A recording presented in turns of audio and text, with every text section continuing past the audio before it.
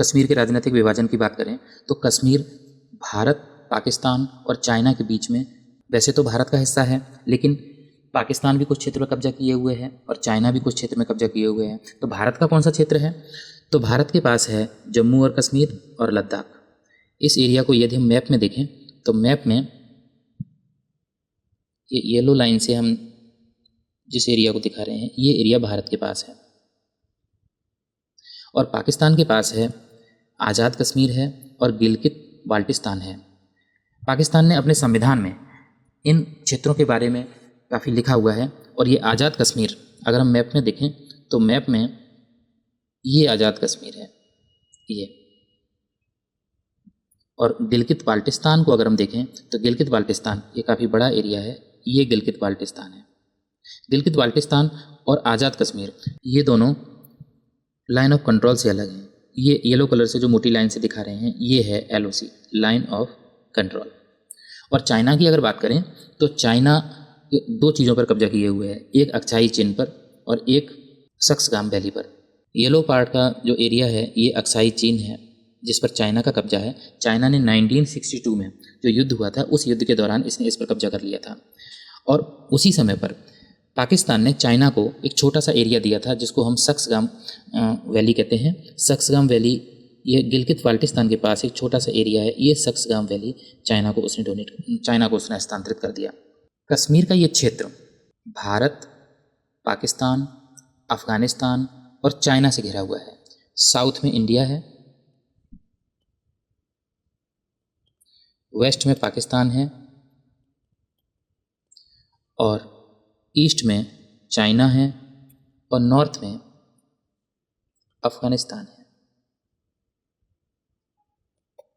कश्मीर से होकर के सिंधु नदी जाती है, तो सिंधु नदी के पानी के बंटवारे के लिए 1960 में भारत और पाकिस्तान के बीच में सिंधु जल संधि हुई है, जिसके तहत ही कितना पानी पाकिस्तान यूज़ करेगा और कितना पानी भारत यूज़ करेगा जो इसका निर्धारण होता है। क्या है नियंत्रण रेखा? नियंत्रण रेखा को हम लाइन ऑफ कंट्रोल भी बोलते हैं और लाइन ऑफ कंट्रोल इसको शॉर्ट में कहते हैं LOC। तो भारत और पाकिस्तान के बीच में जो रेखा है वो लाइन ऑफ कंट्रोल है, LOC कहते हैं, और इस LOC की लंबाई 740 किलोमीटर है। कश्मीर के भौगोलिक परिदृश्य को अगर देखें तो उसमें कुछ पर्वत श्रृंखलाएँ हैं। प्रमुख पर्वत श्रृंखलाओं में एक है काराकोरम रेंज और एक है ग्रेट हिमालय और एक है पीर पंजाल, जिसको हम मैप में देखें तो एक क्रम से हैं। कश्मीर की घाटी और नदियों की बात करें तो कश्मीर की घाटी समुद्र तल से 1600 मीटर की ऊंचाई पर है और कश्मीर से होकर के झेलम और सिंधु जैसी महत्वपूर्ण नदियां गुजरती हैं और यही नदियां पाकिस्तान में पानी ले जाती हैं। नियंत्रण रेखा के अगर इतिहास को देखें तो 1947 से 1948 उस समय पर भारत और पाकिस्तान के बीच में 1 जनवरी 1949 को युद्ध के बाद एक युद्ध विराम रेखा बनाई गई थी। इसको हम सीज फायर लाइन कहते हैं।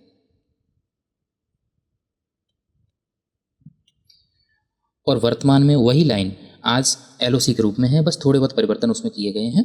1972 में जो शिमला समझौता हुआ था उस समय पर औपचारिक रूप से नियंत्रण रेखा को लाइन ऑफ कंट्रोल का नाम दिया गया, जो इसको और अधिक स्थायी बना देता है और जो वास्तविक सीमा के रूप में बिहेव करती है।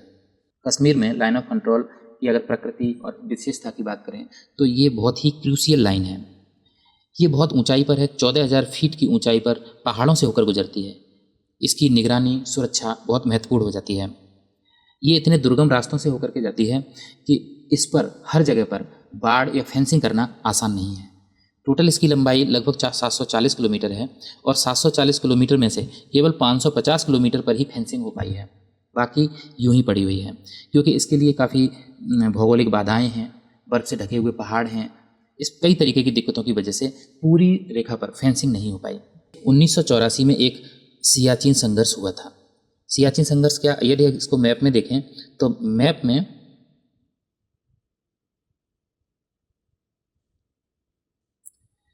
में लाइन ऑफ कंट्रोल ये साउथ से नॉर्थ की तरफ अगर चलें तो ऊपर जाकर के सक्सगाम वैली के पास यहाँ पर सियाचिन ग्लेशियर है।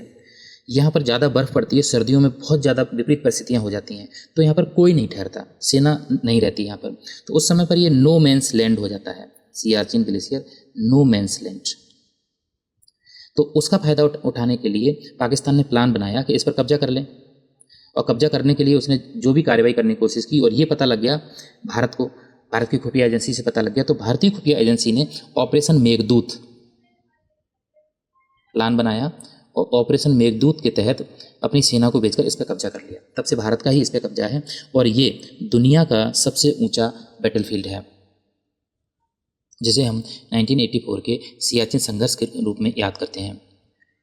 भारत और पाकिस्तान के बीच में कई बार युद्ध हुए, उसके बाद युद्ध विराम होता है, लेकिन इन युद्ध विराम का उल्लंघन बार बार होता रहता है। कभी पाकिस्तान आमतौर पर पाकिस्तान ही युद्ध विराम का उल्लंघन करता है और जब वहाँ पे युद्ध होता है तो युद्ध होने से वहाँ की नागरिक सुरक्षा भी खतरे में पड़ जाती है। नागरिकों को बचाने के लिए और सैनिकों को बचने के लिए भी वहाँ पर बंकर बनाए गए हैं और बंकरों में शरण लेनी पड़ती है। इसके अलावा युद्ध से तो वहाँ की जनता परेशान है ही, इसके अलावा वहाँ का मौसम और प्रतिकूल परिस्थितियाँ हैं जिसके कारण कई प्रकार की समस्याओं से वहाँ के नागरिक, वहाँ की जनता गुजरती है। जैसे हिमस्खलन हो जाता है, बहुत ज़्यादा ठंड लगती है, हाइपोथर्मिया जैसी समस्याएं हो जाती हैं जिसमें शरीर के हाथ पैर की उंगलियां गल के कट जाती हैं। इस तरीके की समस्याएं भी उस जगह कश्मीर में सियाचिन ग्लेशियर के आसपास रहने वाले लोगों के साथ होती हैं। नियंत्रण रेखा पर जनजीवन की अगर बात करें, LOC पर दोनों तरफ की सेना है। पाकिस्तान की सेना एक तरफ चौकसी करती है, भारत की सेना दूसरी तरफ चौकसी करती है और इसकी वजह से पब्लिक को वहाँ पर सैन्य चेक पॉइंट से होकर के गुजरना पड़ता है, काफ़ी सुरक्षा जांच से जो गुजरना पड़ता है, कई बार कर्फ्यू जैसी स्थिति बनती है। इस तरीके से LOC के पास का जीवन काफ़ी संकटों भरा रहता है, उथल पुथल वाला रहता है।